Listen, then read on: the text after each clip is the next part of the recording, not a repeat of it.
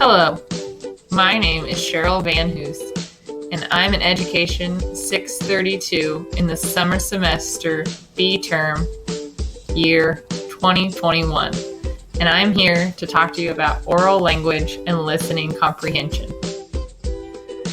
Many researchers wonder, is oral language and listening comprehension same or different constructs? Oral language contributes to listening comprehension. Oral language is an essential building block of listening comprehension. That is what I believe, and now I'll tell you why. According to the Journal of Speech, Language, and Hearing Research, there have been studies done to test is oral language and listening comprehension the same or different constructs. The results are in, and they're similar across all grade levels. Listening comprehension is not unique from oral language at any grade level.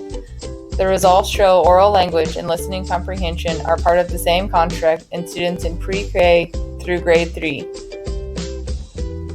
If a student in preschool is struggling understanding oral language and comprehending what he or she is hearing, then they will most likely continue to struggle in reading comprehension as well. So early intervention is proved to be even more vital here.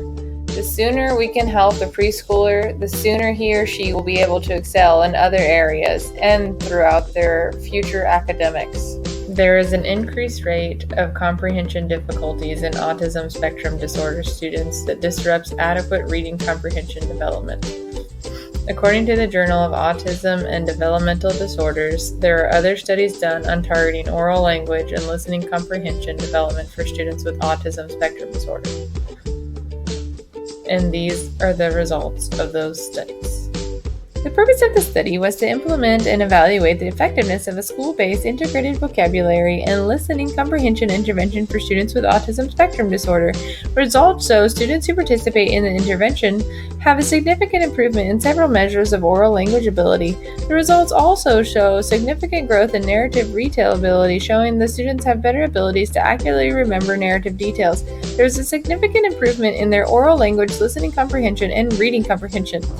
I believe the best way to help all students struggling with oral language and listening comprehension is to use the school-based integrated vocabulary and listening comprehension intervention used in the autism spectrum disorder study. We need a further in-depth study done to find out exactly what program they used and implement that program as a common core practice across the states to give students the best access to educational programs to help with oral language and listening comprehension early on.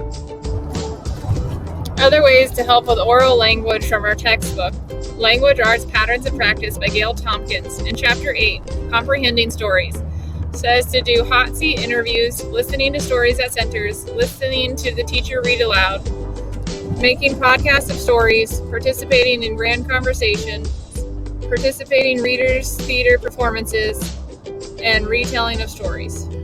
According to our Chapter 3, Emergent Literacy, there are more ways to help with listening comprehension, such as comprehension centers where students wear props from stories and retell the stories, where copies of the book are also available for reviewing that story, as well as listening centers where students listen to other books and write and draw in their listening logs. With those learning outcomes in mind, those are good steps to get teachers started in the right direction, to be able to help struggling learners in the areas of oral language and listening comprehension as early as possible. Early detection is key. The sooner the struggling learner gets help, the better off they will be academically. The language arts activities mentioned on the other slides can be differentiated for students with special needs. Some edits here and there to adhere to students' individual needs, such as those students that cannot speak, a writing board or computer program to assist the student to get their thoughts across. Or students who cannot write yet, a voice-to-text program may also be helpful.